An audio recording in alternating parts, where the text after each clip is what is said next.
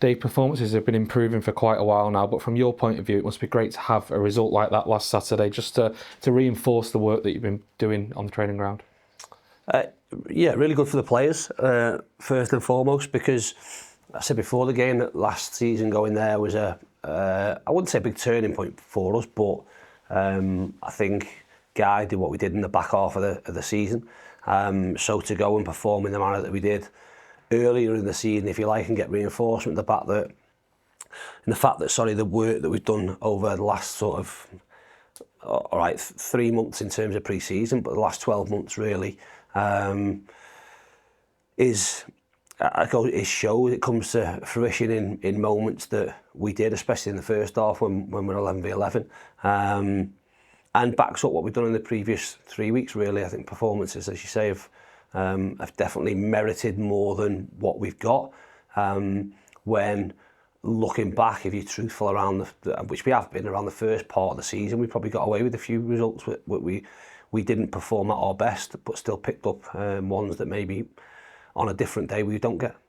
Are you satisfied with the improvements that you've seen over the last few weeks since you've had those clear weeks to work with the lads? Because you certainly look and feel a lot more like a Dave Challinor team right now. Yeah, that's the big thing for me, regardless of what we do and what competition we play in. That it looks like a Stockport County team. That's on what we've become over the last 3 or 4 years. And it's certainly been that in the last 4 league games, and we've merited more than what we've got. But we know, as I said at the start of the season, if you can control the performance aspect, then the results you get will be deserved, and that's certainly been the case. Twice now this season, you've gone down to 10 men and still found a way to win against Burton, and obviously on Saturday. What does that say about the character and the mentality of the team? It's two different situations, I suppose. Of course, it shows, and you get reinforcement around resilience and those things and character. But what we're going to concentrate on is making sure we don't get ourselves in those positions, because undoubtedly it's more difficult to win with 10 men. So we don't want to make a habit of that. But what we did do is we dug in, remained a threat. It's slightly different, again, being at home to Burton, and being behind and getting ourselves into a winning position than being away at Huddersfield. So two different requirements. Almost when against Burton, when you go down to 10, apart from the last sort of 5 minutes or so, we almost, I won't say dominated the game, but had good possession in the game. Whereas, you know, against Huddersfield, it's going to be different, especially with the home backing that they've got. So we had to dig in, and the positive was that we remained composed and still a threat on the counter attack, and had really good chances to get ourselves further in front before we did. Ideally, you don't want to concede the goal that we did in the 92nd minute, and made the last 2 or 3 minutes a little bit edgy. And we've got to be better in those moments, because we defended really, really well over the course of the game. To switch off and not do our jobs from a set piece again was really frustrating, but we held on and got 3 points. Got to touch on Tuesday night, obviously disappointment in terms of the result and the performance. I suppose normally after those games you just say, well, you've just made my team selection on Saturday very easy, but I guess the big disappointment is there are at least 2 places up for grabs, obviously with Tyler and Benno both unavailable. Yeah, well, listen, ideally we'd been able to pick the same team as we did last Saturday going into this week's league game, but that's not a luxury we have in front of us, because, like you say, of different things which take players out of the team. So there's then opportunities for others to come in. Tuesday was a chance for players within the squad to show their value, and I say far too often, virtually every time we've done that, it's not really materialised as what I want to see it. Like I say, I can handle performances where we're not quite at it, if you like, in terms of technically, but to produce, and for the players that were all involved in the squad to see what we produced on Saturday, to then go in a different competition that some might think has less value, but ultimately not look like a Stockport County team is not where we need to be. And maybe there's a little bit of lack of pressure at the moment because of the nature of our squad in terms of its numbers. But once players start coming back and getting fit, there's going to be real competition that we've got. And it won't be a case of, oh, you're just part of the squad and you're part of the 18 on a Saturday. There'll be people, again, I say this in a positive way, hopefully, sat in the stands watching, because that means we've got more players fit. And then there will be a consequence as to not producing when you get those opportunities. We've got to be miles better in order to make sure that we continue the momentum that we've built up over the 4 league games, like I say, prior to Tuesday night. How much of a concern is that at this stage of the season? Because it's a long old season, and you are, at some point or another, probably going to be reliant on everyone to play their part. I get sometimes what games look like. I speak about this about pre-season, and there are elements where you put different partnerships together and try things out in different games in order to just make an assessment round where you're at. But as I say, on Tuesday in particular, we've got players that, yeah, granted, haven't probably played a lot of football and not in the team. In some instances, Tyler, for example, playing him in a different position because he's not available for Saturday for us.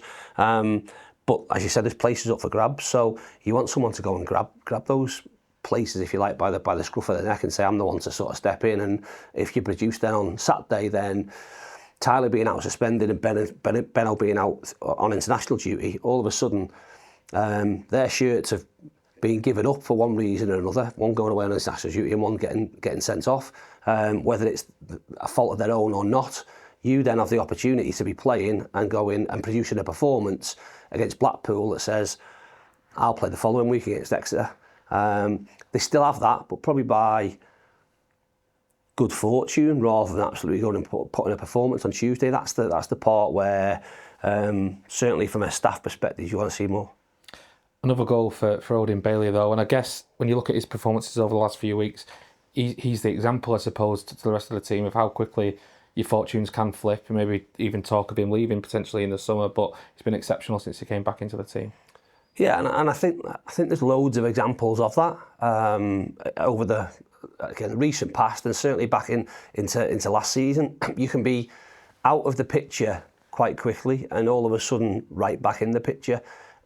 But in some instances, you'll be in control of that through being able and going to perform on every day here counts. But especially when you're going and playing a game, you have the opportunity to do that.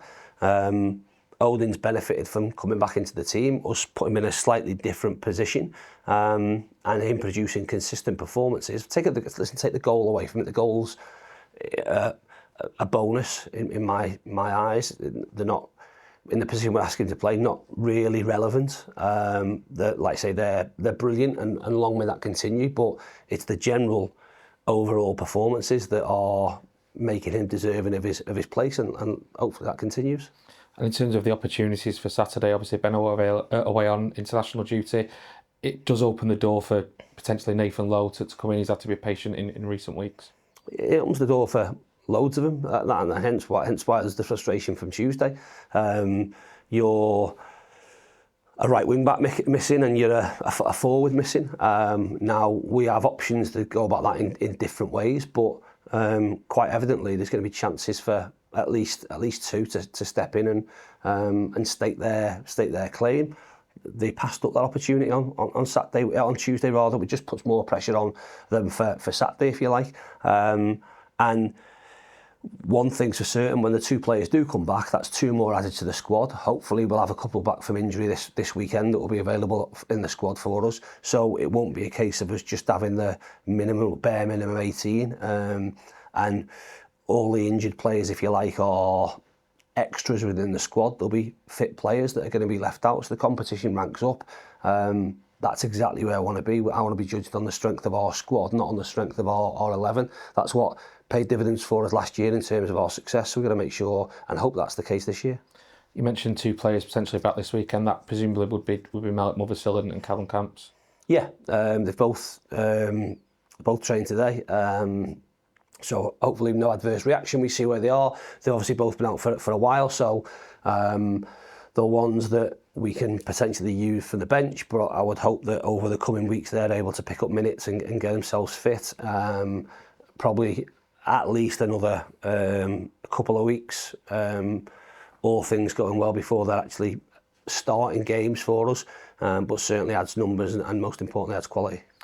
Looking ahead to Saturday, Blackpool obviously come here with a caretaker manager in charge at the minute. I'm sure you can look at Stephen's last caretaker spell in charge in terms of what he did there, but does it make it a little bit more difficult in terms of not knowing quite what to expect from them? Yeah, but that's all right. What it allows us to do is really focus on us. And there'll be aspects of the game, as with every game, that changes. You go into it a little bit in the unknown. If you start the game really, really well, you're in front, then naturally teams are going to change the shape. If you look at their game from last Saturday, I think they played 4 different shapes within the course of the game with the same personnel and different personnel. So you expect everything. We can focus on the work that we've done between the start of pre-season and now to know how we'll go about and deal with certain scenarios depending on what teams do, whether they're direct, whether they play with a back 4, a back 3, a midfield 3, a front 2, a front 4. The game is there in front of you. We should have enough on the pitch to be able to understand what that looks like and try and find the solutions. The challenge will be finding them solutions in a way that allows us to still do what we want to do and keep this run going. It's obviously been a difficult start for Blackpool, 7 defeats in 11, which has obviously led to the dismissal of Steve Bruce. But when you look at particularly the level of investment over the summer, you would expect them to improve as the season goes on. I think they'll definitely improve as the season goes on. But what they will have is obviously a change in manager, whether that's continuing with Stephen, who's in there as caretaker, or somebody else comes in that will, I suppose, have potentially different ideas and have to try and work within a squad that's been recruited to play in a certain way. And whether that dynamic fits, that in itself could take time.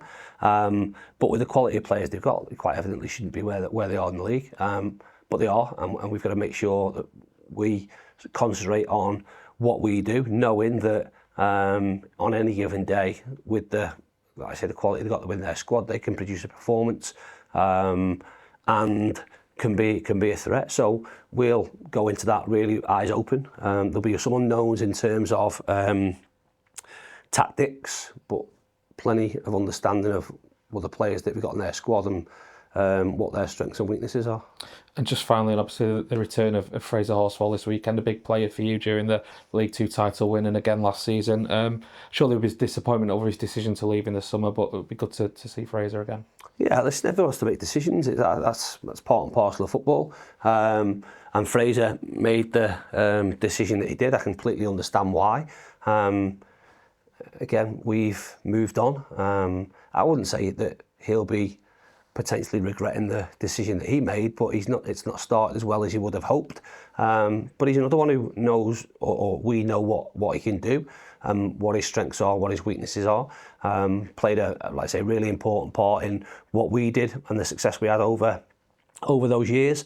But as with lots of players, he sort of has moved on. The baton's been passed on to, I suppose, some slightly younger ones in terms of that centre-half position. And as with always, apart from playing against us as our best wishes, still in contact with the lads and stuff. I'm sure he'll get a good welcome. Whether he starts or not is open and up for debate, I suppose. But I'm sure he'll get a good welcome from our supporters as well. Appreciate your time, Dave. Thank you. Welcome. Cheers. Thank you.